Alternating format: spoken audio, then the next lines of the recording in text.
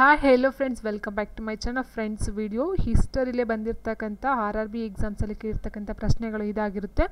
So ಈಗ already ನಾನು ಒಂದು ವಿಡಿಯೋ ಅಪ್ಲೋಡನ್ನು ಮಾಡಿದ್ದೀನಿ. ಈ ಒಂದು ಹಿಸ್ಟ್ರಿಗೆ ಸಂಬಂಧಪಟ್ಟಂತೆ 1ರಿಂದ 42 ಕ್ವೆಶನ್ಸ್ ಏನಿದೆಯೋ ಅದು ಫಸ್ಟ್ ಒಂದು ವೀಡಿಯೋದಲ್ಲಿ ಅಪ್ಲೋಡ್ ಮಾಡಿದ್ದೀನಿ. ಸೊ ಇದು ಎರಡನೇ ವೀಡಿಯೋ ಆಗಿರುತ್ತೆ. ಹಿಸ್ಟ್ರಿಗೆ ಸಂಬಂಧಪಟ್ಟಂತೆ RRB ಗ್ರೂಪ್ ಡಿಲಿ ಅಥವಾ RRB ಎಕ್ಸಾಮ್ಸಲ್ಲಿ ಕೇಳಿರ್ತಕ್ಕಂಥ ಪ್ರಶ್ನೆಗಳು ಇದಾಗಿರುತ್ತೆ. ಸೊ ಬನ್ನಿ ಕಂಟಿನ್ಯೂ ಮಾಡ್ತಾ ಹೋಗೋಣ. ಸೊ 43ನೇ ಪ್ರಶ್ನೆ ಹೀಗಿದೆ. ಸೊ 43ನೇ ವೇದಿಕ್ ಸಿವಿಲೈಸೇಷನ್ಗೆ ಸಂಬಂಧಪಟ್ಟಂಥ ಪ್ರಶ್ನೆಗಳು ಇದಾಗಿರುತ್ತೆ.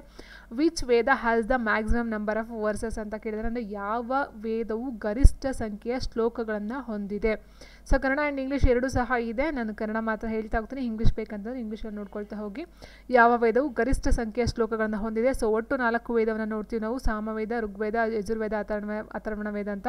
ಸೊ ಫಸ್ಟ್ ವೇದ ಬಂದು ಋಗ್ವೇದ ಆಗಿರುತ್ತೆ. ಸೊ ಇಲ್ಲಿ ಯಾವ ವೇದವು ಗರಿಷ್ಠ ಸಂಖ್ಯೆಯ ಶ್ಲೋಕಗಳನ್ನು ಒಳಗೊಂಡಿದೆ ಅಂತ ಹೇಳಿದ್ರೆ ಅದು ಬಂದು ಆನ್ಸರ್ ಆಪ್ಷನ್ ಬಿ, ಋಗ್ವೇದ ಆಗಿರುತ್ತೆ.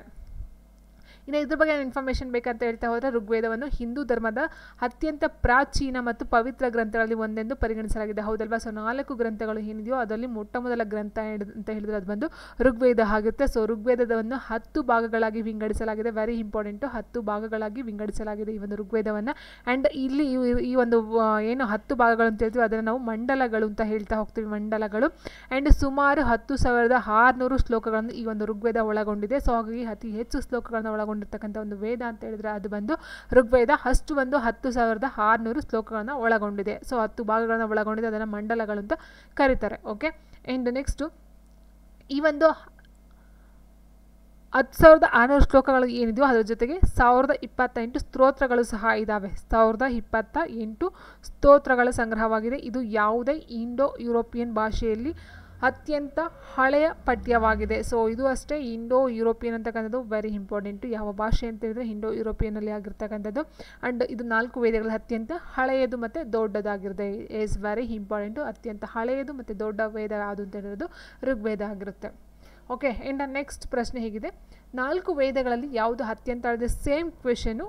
ಸೊ ಇಲ್ಲಿ ಏನು ಕೊಟ್ಟಿದ್ರು ಅಂತ ಹೇಳಿದರೆ, ಸೊ ಯಾವ ವೇದವು ಗರಿಷ್ಠ ಸಂಖ್ಯೆಯ ಶ್ಲೋಕಗಳನ್ನು ಒಳಗೊಂಡಿದೆ ಅಂತ ಕೊಟ್ಟಿದ್ರು? ಋಗ್ವೇದ. ಸೇಮ್ ಕ್ವೆಶನ್ ಇದೆ. 4 ವೇದಗಳಲ್ಲಿ ಯಾವುದು ಅತ್ಯಂತ ಹಳೆಯದು ಅಂತ ಕೊಟ್ಟಿದ್ದಾರೆ. ಸೊ ಅತ್ಯಂತ ಹಳೆಯದು ಮತ್ತು ದೊಡ್ಡದು ಯಾವುದು ಅಂತ ಹೇಳಿದ್ರೆ ಈಗ ನೋಡಿದ್ವಿ ನಾವು, ಆಪ್ಷನ್ ಡಿ ಋಗ್ವೇದ ಆಗಿರುತ್ತೆ. ಸೊ ಇದು 2 ಸರಿ ಕೇಳಿದರೆ 2021 ಮತ್ತು 2028ರಲ್ಲಿ. ಓಕೆ. ಆ್ಯಂಡ್ ನೆಕ್ಸ್ಟ್ ಪ್ರಶ್ನೆ ಹೀಗಿದೆ. ಸೊ ನೋಡಿ, ಋಗ್ವೇದದಲ್ಲಿ ಡ್ಯಾಶ್ ಮಂತ್ರಗಳಿವೆ, ಅವುಗಳು ಪ್ರಾಮಾಣೀಕರಿಸಿದ ವಾಲ್ಕಿಲ್ಯ ಸ್ತೋತ್ರಗಳನ್ನು ಒಳಗೊಂಡಿದೆ. ನಾನು ಆಲ್ರೆಡಿ ಹೇಳಿದಾಗೆ 1028 ಸ್ತೋತ್ರಗಳನ್ನು ಈ ಒಂದು ಋಗ್ವೇದ ಒಳಗೊಂಡಿರ್ತಕ್ಕಂಥದ್ದು. ಹೌದಲ್ವಾ? ಸೊ ಇನ್ಫಾರ್ಮೇಷನ್ ಕೊಟ್ಟಿದ್ದೀನಿ ನಾನು, 1028 ಸ್ತೋತ್ರಗಳು. ಆ್ಯಂಡ್ ನೆಕ್ಸ್ಟ್ ನೋಡಿ, ಮತ್ತೆ ಸೇಮ್ ಕ್ವೆಶನ್ ರಿಪೀಟ್ ಆಗಿದೆ. ಋಗ್ವೇದವು 1028 ಸ್ತೋತ್ರಗಳನ್ನು ಒಳಗೊಂಡಿದೆ. 10 ಪುಸ್ತಕಗಳಾಗಿ ಸಂಘಟಿಸಲಾಗಿದೆ. ಸೊ ಆ 10 ಪುಸ್ತಕಗಳನ್ನು ಏನೆಂದು ಕರೆಯುತ್ತಾರೆ? ಎಸ್ ಮಂಡಲಗಳು. ಅದನ್ನು ಸಹ ನಾನು ಫಸ್ಟ್ ಇನ್ಫಾರ್ಮೇಷನ್ ಕೊಟ್ಟಿದ್ದೀನಿ. ಸೊ ಮಂಡಲಗಳು ಅಂತ ಕರೀತಾರೆ. ಹೌದಾ? ಸೊ ಈ ರೀತಿ ಕ್ವೆಶನ್ಸ್ಗಳು 2022ರಲ್ಲಿ ಬಂದಿರತಕ್ಕಂಥ ಒಂದು ಪ್ರಶ್ನೆ ಆಗಿರುತ್ತೆ.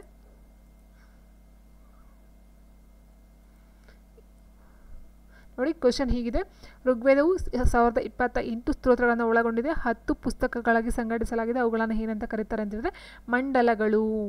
2022ರ ಪ್ರಶ್ನೆ ಇದಾಗಿರುತ್ತೆ. ಆ್ಯಂಡ್ ನೆಕ್ಸ್ಟ್ ಮುಂದಿನ ಪ್ರಶ್ನೆ ನೋಡ್ತಾ ಹೋಗೋಣ.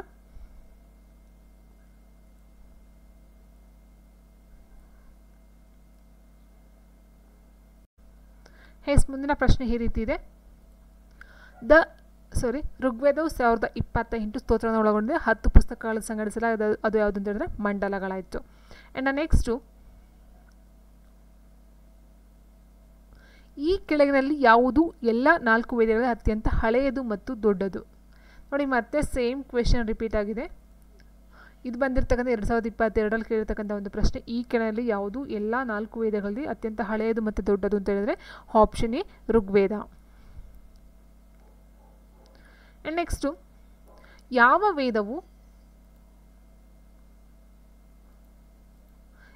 ವೇದವು ದೊಡ್ಡದಾಗಿದೆ ಮತ್ತು ಸಂಗ್ರಹದ ಅತ್ಯಂತ ಮುಖ್ಯವೆಂದು ಪರಿಗಣಿಸಲಾಗಿದೆ? ಇದರಲ್ಲಿ 1028 ಸ್ತೋತ್ರಗಳನ್ನು ಮಂಡಲಗಳು ಎಂದು ಕರೆಯಲಾಗುತ್ತದೆ. 10 ಪುಸ್ತಕಗಳಾಗಿ ವಿಂಗಡಿಸಲಾಗಿದೆ. ಇದು ಅಷ್ಟೇ 2022ರಲ್ಲಿ ಬಂದಿರೋ ಪ್ರಶ್ನೆ. ಸೇಮ್ ಅದೇ, ಎಲ್ಲ ಇನ್ಕ್ಲೂಡ್ ಮಾಡಿದ್ದಾರೆ. ದೊಡ್ಡದಾಗಿರ್ತಕ್ಕಂಥದ್ದು, ಅತ್ಯಂತ ಮುಖ್ಯವಾದದ್ದು, 1028 ಸ್ತೋತ್ರಗಳನ್ನು ಒಳಗೊಂಡಿರ್ತಕ್ಕಂಥದ್ದು, 10 ಪುಸ್ತಕದ ಮಂಡಲಗಳನ್ನು ವಿಂಗಡಿಸಿರ್ತಕ್ಕಂಥದ್ದು. So answer option B, Rigveda. And next ಬಂದು ಋಗ್ವೇದ ಈ ಕೆಳಗಿನಲ್ಲಿ ಸಂಗ್ರಹವನ್ನು ಒಳಗೊಂಡಿದೆ. ಸೊ 2022, 1028 ಸ್ತೋತ್ರಗಳು. ಯಾವ ವೈದಿಕ ದೇವರು ಪೃಥ್ವಿ ಸ್ಥಾನ ವರ್ಗಕ್ಕೆ ಸೇರುತ್ತಾನೆ? ವಿಷ್ಣು, ಬೃಹಸ್ಪತಿ, ವರುಣ ಮತ್ತು ಇಂದ್ರ ಅಂತ ಕೊಟ್ಟಿದೆ. ಸೊ ಇದು ವೈದಿಕ ಯುಗಕ್ಕೆ ಸಂಬಂಧಪಟ್ಟಂಥ ಒಂದು ಪ್ರಶ್ನೆ ಆಗುತ್ತೆ. ಯಾವ ವೈದಿಕ ದೇವರು ಪೃಥ್ವಿ ಸ್ಥಾನ ವರ್ಗಕ್ಕೆ ಸೇರುತ್ತಾನೆ?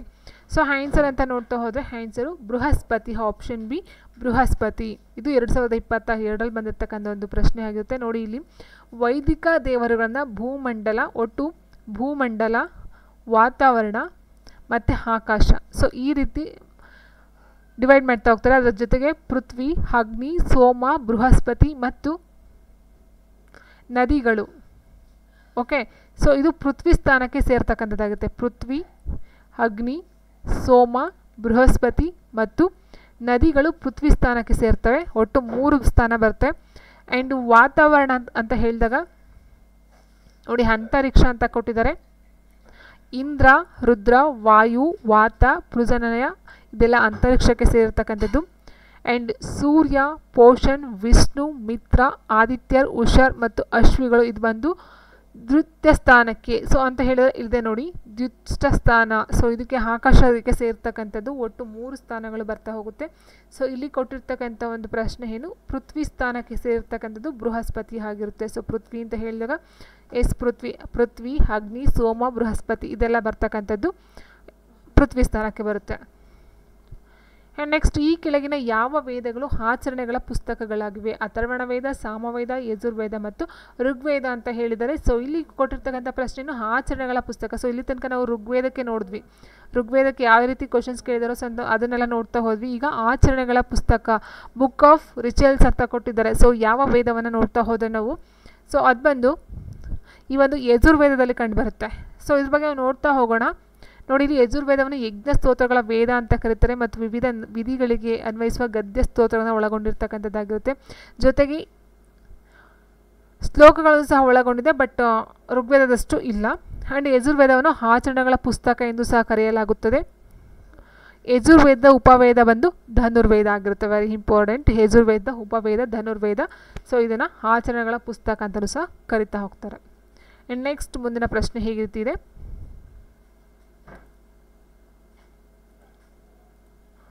4 ವೇದಗಳಲ್ಲಿ ಯಾವುದು ಯಜ್ಞ ಸ್ತೋತ್ರಗಳ ವೇದ ಎಂದು ಕರೆಯಲ್ಪಡುತ್ತದೆ ಮತ್ತು ವಿವಿಧ ವಿಧಿಗಳಿಗೆ ಅನ್ವಯಿಸುವ ಗದ್ಯ ಸೂತ್ರಗಳನ್ನು ಮತ್ತು ಇದೇ ರೀತಿಯ ಉದ್ದೇಶಕ್ಕಾಗಿ ಉದ್ದೇಶಿಸಿದ ಶ್ಲೋಕಗಳನ್ನು ಒಳಗೊಂಡಿದೆ ಅಂತ ಕೊಟ್ಟಿದ್ದಾರೆ. ಸೊ ಸೇಮ್ ಕ್ವಶನ್ ಇಲ್ಲೇನು ನೋಡಿದ್ವಿ, ಯಜುರ್ವೇದ ಅಂತಕ್ಕಂಥದ್ದು ಜಸ್ಟ್ ಕೊಟ್ಟಿದ್ರು, ಆಚರಣೆಗಳ ಪುಸ್ತಕ ಅಂತ ಅದೇ ರೀತಿ. ಸೊ ಇದು ಎಕ್ಸ್ಪ್ಲನೇಷನ್ ಅಂತ ನೋಡ್ಕೊಳ್ತಾ ಹೋಗಿ. 4 ವೇದಗಳಲ್ಲಿ ಯಜ್ಞ ಸೂತ್ರಗಳ ವೇದ ಅಂತ ಯಾವುದನ್ನು ಕರೀತಾರೆ ಮತ್ತು ಗದ್ಯ ಸೂತ್ರಗಳನ್ನು ಹೊಂದಿರ್ತಕ್ಕಂಥದ್ದು ಯಾವುದು ಅಂತ ಹೇಳಿದ್ರೆ, ಸೊ ಆನ್ಸರ್ ಬಂದು ಆಪ್ಷನ್ ಎ ಯಜುರ್ವೇದ ಆಗಿರುತ್ತೆ. ನೆಕ್ಸ್ಟು ಬೃಹದಾರಣ್ಯಕ, ಮುಂಡಕ ಮತ್ತು ತೈತ್ತೀರಿಯ ಕೆಳಗಿನಲ್ಲಿ ಯಾವುದಕ್ಕೆ ಕೆಲವು ಉದಾಹರಣೆಗಳು? ಬೃಹದಾರಣ್ಯಕ, ಮುಂಡಕ ಮತ್ತು ತೈತ್ತೀರಿಯ ಅಂತಕ್ಕಂಥ ಏನು ಧಾರ್ಮಿಕ ಗ್ರಂಥಗಳ ವಿಭಾಗಗಳಿದಾವೋ ಸೊ ಇದು ಯಾವುದಕ್ಕೆ ಉದಾಹರಣೆ? ಉಪನಿಷತ್ತುಗಳು ಬರುತ್ತಾ, ಜಾತಕ ಕಥೆಗಳು ಬರುತ್ತಾ, ಪುರಾಣಗಳು ಬರುತ್ತಾ, ಮಹಾಕಾವ್ಯಗಳಲ್ಲಿ ಬರುತ್ತಾ ಅಂತ ನೋಡೋದಾದರೆ ಇದು ಬರ್ತಕ್ಕಂಥ ಉಪನಿಷತ್ತುಗಳು. ಆಪ್ಷನ್ ಎ ಉಪನಿಷತ್ಸಲ್ಲಿ ಕಂಡು ಬರ್ತಕ್ಕಂಥದ್ದು. ಸೊ ನೋಡಿ ಇಲ್ಲಿ ಬೃಹದಾರಣ್ಯಕ, ಮುಂಡಕ ಮತ್ತು ತೈತ್ತೀರಿಯ ಉಪನಿಷತ್ತು ಧಾರ್ಮಿಕ ಪಠ್ಯಗಳ ಕೆಲವು ಉದಾಹರಣೆಗಳು. ಪದ ಉಪನಿಷದ್ ಎಂಬುದು ದುಃಖ ಎಂಬ ಮೂಲದಿಂದ ಬಂದಿದೆ. ಅದು ದುಃಖ ಅಂತ ಒಂದು ಪದ ಅಂತ ಅರ್ಥ ಮಾಡ್ಕೋಬೇಕಾಗುತ್ತೆ. ಆ್ಯಂಡ್ ನೆಕ್ಸ್ಟು ಇದಕ್ಕೆ 2 ಪೂರ್ವ ಪ್ರತ್ಯಯಗಳು ಅಂದರೆ ಉಪ ಮತ್ತು ನೀ ಅಂತ ಹಿಂದಿಯೋ ಇಲ್ಲಿ ಇದೆಯಲ್ಲ, ಉಪ ಮತ್ತು ನೀ, ಇದರ ಒಂದು ಅರ್ಥ ನೋಡ್ತಾ ಹೋದಾಗ ಉಪ ಮತ್ತು ನೀ. ಉಪ ಅಂತ ಹೇಳಿದರೆ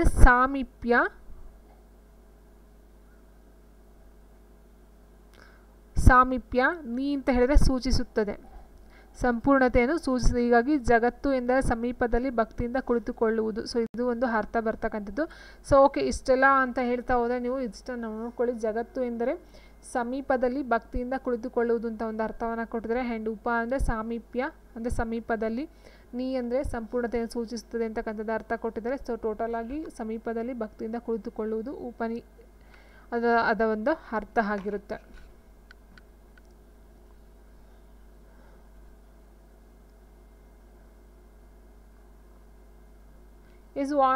ಉಪನಿಷತ್ ಎಂಬ ಪದದಲ್ಲಿ ಉಪ ಎಂಬ ಪದವು ಏನನ್ನು ಸೂಚಿಸುತ್ತದೆ? ಸೇಮ್ ಕ್ವೆಶನ್ 2022ರಲ್ಲಿ ಬಂದಿದೆ. ಉಪ ಅಂತ ಹೇಳಿದರೆ ಸಾಮೀಪ್ಯ, ಹೌದಲ್ವಾ? ಸಮೀಪ ಅಂತ ಅರ್ಥ ನಾವು ತೊಗೊಂಡ್ವಿ. ಸಾಮೀಪ್ಯ, ಸಮೀಪ ಅಂತಕ್ಕಂಥದ್ದು ಆಗಿರುತ್ತೆ. ನೆಕ್ಸ್ಟ್ ಈ ಕೆಳಗೆ ಯಾವ ವೇದವನ್ನು ಗೀತೆಯ ಪುಸ್ತಕ, ಮಂತ್ರಗಳ ವೇದ ಅಥವಾ ಗೀತೆಯ ಯೋಗ ಎಂದು ಕರೆಯಲಾಗುತ್ತದೆ? ಸಾಮವೇದ, ಯಜುರ್ವೇದ, ಅಥರ್ವಣ ವೇದ, ಋಗ್ವೇದ ಅಂತ ಹೇಳಿದರೆ ಗೀತೆಯ ಪುಸ್ತಕ, ಮಂತ್ರಗಳ ವೇದ ಅಥವಾ ಗೀತೆಯ ಯೋಗ ಅಂತಕ್ಕಂಥದ್ದು ಬಂದು Samaveda. Option A Samaveda. Next ಈ ಕೆಳಗಿನ ಯಾವ ಗ್ರಂಥಗಳು ವೈದಿಕ ಸಾಹಿತ್ಯದ ಭಾಗವಲ್ಲ? ವೈದಿಕ ಸಾಹಿತ್ಯದ ಭಾಗವಲ್ಲ. ಉಪನಿಷತ್ತು, ಅರಣ್ಯಕಗಳು, ಪಿಟಕಗಳು, ಬ್ರಾಹ್ಮಣಗಳು ಅಂತ ಕೊಟ್ಟಿದ್ದಾರೆ. ಸೊ ಆನ್ಸರ್ ಅಂತ ನೋಡ್ತಾ ಹೋದರೆ ಆಪ್ಷನ್ ಸಿ ಪಿಟಕಗಳು. ಸೊ ನೋಡಿ, ಇಲ್ಲಿ ಪಿಟಕಗಳು ವೈದಿಕ ಸಾಹಿತ್ಯಕ್ಕೆ ಸಂಬಂಧಪಟ್ಟಿಲ್ಲ, ಯಾಕಂದರೆ ಅದು ಬೌದ್ಧ ಧರ್ಮಕ್ಕೆ ಸಂಬಂಧಪಟ್ಟಂದು. ಬೌದ್ಧ ಧರ್ಮ ನೋಡ್ತಾ ಹೋಗ್ತೀವಿ, ಸೂತ ಪಿಟಕ, ವಿನಯ ಪಿಟಕ ಮತ್ತು ಅಭಿಧಮ್ಮ ಪಿಟಕ ಅಂತ 3 ನೋಡ್ತೀವಿ. ಸೊ ಹಾಗಾಗಿ ಅದು ಈ ಒಂದು ವೇದಗಳಿಗೆ ಸಂಬಂಧಪಟ್ಟಂತೆ ಬರೋದಿಲ್ಲ. ಸೊ ವೇದಗಳಿಗೆ ಬರ್ತಕ್ಕಂಥದ್ದು ಉಪನಿಷತ್ಗಳು, ಅರಣ್ಯಕಗಳು ಮತ್ತು ಇನ್ನೊಂದು ಇಲ್ಲಿ ನೋಡಿದ್ವಲ್ಲ ಉಪನಿಷತ್ಸು, ಅರಣ್ಯಗಳು, ಬ್ರಾಹ್ಮಣಗಳು. ಆ್ಯಕ್ಚುಲಿ ಬ್ರಾಹ್ಮಣ್ಸ್ ಅದು ವೈದಿಕ ಸಾಹಿತ್ಯದಲ್ಲಿ ಬರ್ತಕ್ಕಂಥ ಹೇಳಿದ್ದಾರೆ. ಆ್ಯಂಡ್ ನೆಕ್ಸ್ಟು ಐತರೆಯ ಉಪನಿಷತ್ ಡ್ಯಾಶ್ನ 2ನೇ ಪುಸ್ತಕದ ಐತರೆಯ ಅರಣ್ಯಕದ 4ನೇ, 5ನೇ ಮತ್ತು 6ನೇ ಅಧ್ಯಯನಗಳು ಸೇರಿದೆ ಮತ್ತು ಇದನ್ನು ಅತ್ಯಂತ ಹಳೆಯ ಉಪನಿಷತ್ತುಗಳೆಂದು ಪರಿಗಣಿಸಲಾಗಿದೆ. Okay, the Aitareya Upanishads belongs to 4th, 5th and 6th chapters of the second book of Aitareya Aranyaka of the. So ಅಂದರೆ ಯಾವ ಒಂದು ವೇದಗಳಲ್ಲಿ ಬರ್ತವೆ ಈ ಒಂದು ಐತರೆಯ ಉಪನಿಷತ್ ಅಂತಕ್ಕಂಥದ್ದು? ಅಥರ್ವಣ ವೇದ, ಸಾಮವೇದ, ಯಜುರ್ವೇದ ಅಂತ ಕೊಟ್ಟಿದ್ದಾರೆ. ಆನ್ಸರ್ ಅಂತ ನೋಡ್ತಾ ಹೋದರೆ ಆನ್ಸರ್ ಬಂದು ಋಗ್ವೇದ. ಆಪ್ಷನ್ ಸಿ ಋಗ್ವೇದದಲ್ಲಿ ಬರ್ತಕ್ಕಂಥದ್ದು ಐತಿರ್ಯ Upanishads.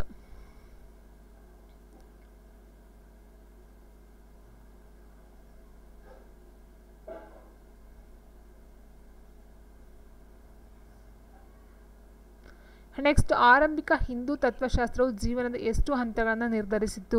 How many stages of life did early Hindu philosophy determine? ಅಂದರೆ ಆರಂಭಿಕ ಹಿಂದೂ ತತ್ವಶಾಸ್ತ್ರ ಇದೆಯೋ ಅಲ್ಲಿ ಮನುಷ್ಯನ ಒಂದು ಜೀವನ ಎಷ್ಟು ಹಂತಗಳಲ್ಲಿ ನಿರ್ಧರಿಸಲ್ಪಡುತ್ತದೆ ಅಂತ ಕೇಳಿದ್ದಾರೆ.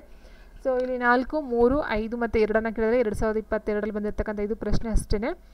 4, 3, 5, 2. ಸೊ ಆನ್ಸರ್ ಅಂತ ಹೇಳಿದರೆ 4. ಸೊ ನೋಡ್ತಾ ಹೋಗೋಣ. ನೋಡಿ, ಇಲ್ಲಿ ಒಟ್ಟು 4 ಯಾವುದ್ಯಾವ್ದು ಬರುತ್ತೆ? ಬ್ರಹ್ಮಚರ್ಯ, ಗೃಹಸ್ಥ, ವಾನಪ್ರಸ್ಥ, ಸನ್ಯಾಸಿ. ಒಟ್ಟು 4 ಹಂತಗಳನ್ನು ಹೇಳ್ತಾರೆ. ಬ್ರಹ್ಮಚರ್ಯ, ಗೃಹಸ್ಥ, ವಾನಪ್ರಸ್ಥ, ಸನ್ಯಾಸಿ. ಈ ಕೆಳಗಿನಲ್ಲಿ ಯಾವುದು ಹಿಂದೂ ಧರ್ಮದ ಪ್ರಮುಖ ತಾತ್ವಿಕ ಶಾಲೆಯಾಗಿತ್ತು? ಸನ್ಯಾಸ, ಮೋಕ್ಷ, ಅರ್ಥ, ವೈಶೇಷಿಕ. ಹಿಂದೂ ಧರ್ಮದ ಪ್ರಮುಖ ಫಿಲಾಸಫಿಕಲ್ ಸ್ಕೂಲ್ ಅಂತೆ. ಸೊ ಯಾವುದಂತ ಹೇಳಿದರೆ ಆಪ್ಷನ್ ಡಿ ವೈಶಾಷಿಕ. ನೆಕ್ಸ್ಟ್ ಯಜುರ್ವೇದವು ಯಜ್ಞದ ಆಚರಣೆಗಳು, ಮಂತ್ರಗಳು ಮತ್ತು ಮೋಡಿ, ಮಧುರ, ಗಾಯತ್ರಿ ಮಂತ್ರ ಅಂತ ಕೊಟ್ಟಿದ್ದಾರೆ. ಸೊ ಆನ್ಸರ್ ಅಂತ ಹೇಳ್ತಾ ಹೋದರೆ ಅದು ಬಂದು ಯಜ್ಞದ ಆಚರಣೆಗಳು ಯಜುರ್ವೇದ ಬರ್ತಕ್ಕಂಥದ್ದು. ಸೊ ಮಿಕ್ಕಂತೆ ಯಾವುದೆಲ್ಲ ಬರುತ್ತೆ ಅಂತ ನೋಡ್ತಾ ಹೋಗೋಣ. ನೋಡಿ, ಇಲ್ಲಿ 4 ವೇದಗಳಲ್ಲಿ ಬರ್ತಕ್ಕಂಥದ್ದು ಋಗ್ವೇದ, ಸಾಮವೇದ, ಯಜುರ್ವೇದ, ಅಥರ್ವಣವೇದ 4 ಬರುತ್ತೆ. ಆ್ಯಂಡ್ ಋಗ್ವೇದವು ವಿವಿಧ ದೇವತೆಗಳಿಗೆ ಮೀಸಲಾದ ಸ್ತೋತ್ರಗಳ ಸಂಗ್ರಹವಾಗಿರುತ್ತೆ. ಆ್ಯಂಡ್ ಸಾಮವೇದ ರಾಗಗಳ ಬಗ್ಗೆ ವಿವರಿಸುತ್ತೆ. ಸೊ ನೋಡ್ತಾ ಹೋಗಿ, ಇಲ್ಲಿ ರಾಗಗಳು ಅಂತ ಹೇಳಿದಾಗ ಇದು ಬಂದು ಸಾಮವೇದ ಬರುತ್ತೆ. ಆ್ಯಂಡ್ ಯಜುರ್ವೇದ ಬಂದು ಯಜ್ಞಗಳ ಆಚರಣೆ ವೆರಿ ಇಂಪಾರ್ಟೆಂಟು. ಅಥರ್ವಣ ವೇದ ಬಂದು ಮಾಯಾ ಮಂತ್ರಗಳನ್ನು ಒಳಗೊಂಡಿರ್ತಕ್ಕಂಥದ್ದು ಅಥರ್ವ ವೇದ ಆಗಿರುತ್ತೆ. Very important. ಅಥರ್ವ ವೇದ ಮಾಯಾ ಮಂತ್ರ, ಯಜುರ್ವೇದ ಯಜ್ಞಗಳ ಆಚರಣೆ, ಸಾಮವೇದ ಬಂದು ರಾಗಗಳು, ಆ್ಯಂಡ್ ನೆಕ್ಸ್ಟ್ ಋಗ್ವೇದ ಬಂದು ಸ್ತೋತ್ರಗಳ ಸಂಗ್ರಹ. ಆ್ಯಂಡ್ ನೆಕ್ಸ್ಟ್ ನೋಡ್ತಾ ಹೋದರೆ ವೇದಗಳ ಕೆಳಗಿನ ಯಾವ ಅಂಗವು ಸಂಕೀರ್ಣ ಪದಗಳ ವಿವರಣೆ ಮತ್ತು ಅರ್ಥಕ್ಕೆ ಹೆಸರುವಾಸಿಯಾಗಿದೆ? ಕಲ್ಪ, ಛಂದ, ವ್ಯಾಕರಣ, ನಿರುಕ್ತ ಅಂತ ಕೊಟ್ಟಿದ್ದಾರೆ. ಸೊ ಆನ್ಸರ್ ಅಂತ ಹೇಳಿದರೆ ಆಪ್ಷನ್ ಡಿ ನಿರುಕ್ತ.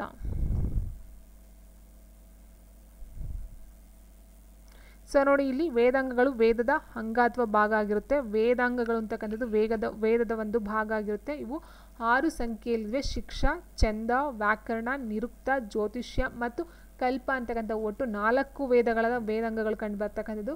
ಸೊ ಇಲ್ಲಿ ನಿರುಕ್ತವು ಸಂಕೀರ್ಣ ಪದಗಳ ವಿವರಣೆಗೆ ಹೆಚ್ಚು ಪ್ರಸಿದ್ಧಿಯಾಗಿದ್ದು ಇದನ್ನು ಎಸ್ಕಮ ಅಂತಕ್ಕಂಥವ್ರೊಬ್ಬರು ರಚನೆಯನ್ನು ಮಾಡ್ತಾರೆ, ನಿರುಕ್ತವನ್ನು, ಎಸ್ಕಮ. ಆ್ಯಂಡ್ ನೆಕ್ಸ್ಟ್ ಮುಂದಿನ ಪ್ರಶ್ನೆ 2021ರಲ್ಲಿ ಬಂದಿರತಕ್ಕಂಥದ್ದು ಭಾರತದ ರಾಷ್ಟ್ರೀಯ ಲಾಂಛನದ ಕೆಳಗೆ ಕೆತ್ತಲಾದ ಸತ್ಯಮೇವ ಜಯತೆ ಪದಗಳನ್ನು ಎಲ್ಲಿಂದ ತೆಗೆದುಕೊಳ್ಳಲಾಗಿದೆ? ಸೊ ಮುಂಡಕ ಉಪನಿಷತ್ತುಗಳು, ಜಾತಕ ಕಥೆಗಳು, ಪುರಾಣಗಳು, ಭಗವದ್ಗೀತೆ ಅಂತ ಕೊಟ್ಟಿದ್ದಾರೆ. ಸೊ ಇಲ್ಲಿ ಲಾಂಛನದ ಕೆಳಗೆ ಕೆತ್ತಲಾದಂಥ ಸತ್ಯಮೇವ ಜಯತೆ ಅಂತಕ್ಕಂಥ ಒಂದು ಸಾಲನ್ನು ಮುಂಡಕ ಉಪನಿಷತ್ನಲ್ಲಿ ತಗೊಂಡಿರ್ತಕ್ಕಂಥದ್ದು ಆಗಿರುತ್ತೆ. ಸೊ ಇದು ದೇವನಾಗರಿ ಲಿಪಿಯಲ್ಲಿ ಇರ್ತಕ್ಕಂಥದ್ದು. ದೇವನಾಗರಿ ಲಿಪಿಯಲ್ಲಿ ಬರೆಯಲಾಗಿದೆ. ಆ್ಯಂಡ್ ನೆಕ್ಸ್ಟ್ ಬಂದು ಭಾರತ ರಾಷ್ಟ್ರೀಯ ಸೇಮ್ ಕ್ವೆಶನ್ನು ಬಟ್ ಕೇಳಿರ್ತಕ್ಕಂಥ ಒಂದು ರೀತಿ ಚೇಂಜ್ ಆಗಿದೆ.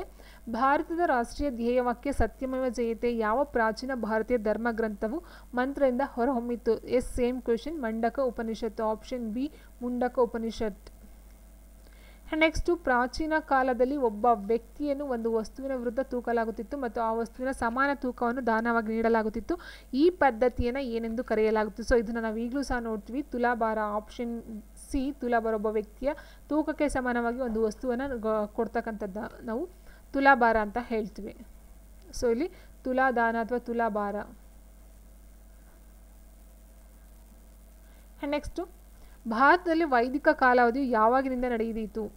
ವೈದಿಕ ಕಾಲಾವಧಿಯ ಒಂದು ಕಾಲ ಎಷ್ಟು ಅಂತ ಕೇಳಿದರೆ ಕ್ರಿಸ್ತಪೂರ್ವ 1500ರಿಂದ 500, ಕ್ರಿಸ್ತಪೂರ್ವ 336ರಿಂದ 323, ಕ್ರಿಸ್ತಪೂರ್ವ 3000ರಿಂದ 2600, ಕ್ರಿಸ್ತಪೂರ್ವ 550ರಿಂದ 323 ಅಂತ ಕೊಟ್ಟಿದ್ದಾರೆ. ಸೊ ಇಲ್ಲಿ ಆನ್ಸರ್ ಅಂತ ನೋಡ್ತಾ ಹೋದರೆ ಆಪ್ಷನ್ ಎ ಕ್ರಿಸ್ತಪೂರ್ವ 1500ರಿಂದ 500 ಆಗಿರುತ್ತದೆ.